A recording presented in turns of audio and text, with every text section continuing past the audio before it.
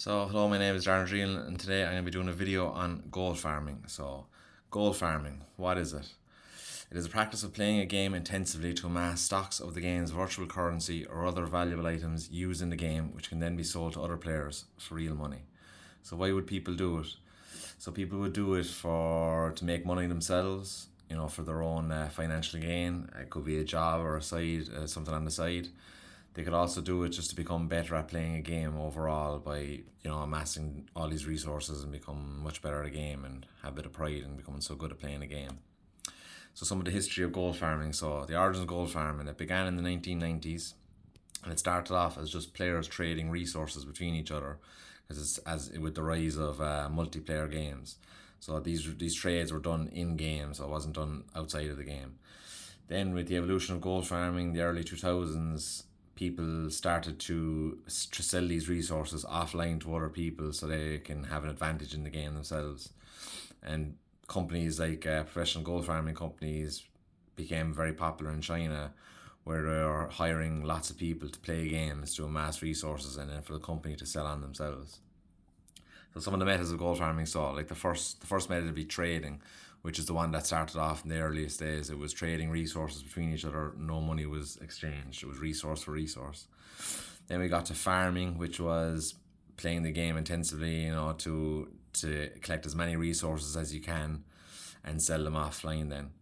Another type of farming was rare item farming, where you were just specifically going after a certain rare item, which was obviously worth more money, and then you were selling that item on. Then you have botting, where it's an automated way of playing the game on your behalf, so you don't have to actually play the game. More hands-off approach, where the bot is playing the game for you for hours and days, whatever you need to be doing. And then account hacking is another type, where it's obviously very highly illegal, where someone is going into your online game account and stealing your resources, much the same way as a hacker might do with your internet banking to get your money. So a bit on the life of a Chinese gold farmer. So this job that they're employed in involves repetitive gameplay in a poor working environment. As you can see, you're all cramped in together, being watched as you're playing the game, making sure you're doing it right. And you're also doing this for low wages. So these companies are hiring people who are in lower economic zones, who obviously, will do it for the money. And then they're also risking their own personal accounts being banned by playing these games on behalf of the company.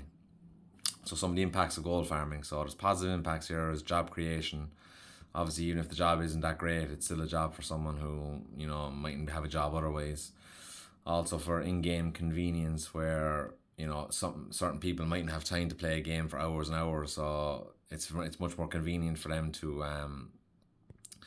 to buy resources to become better at the game, and hopefully, just be able to play the game to a higher level that they wouldn't be able to do without actually playing the game for hours.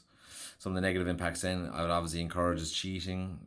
That's self-explanatory. Game developers always are bringing in countermeasures which can affect games. Game shutdowns have happened before, where games have been shut down due to how much gold farming is going on in the game.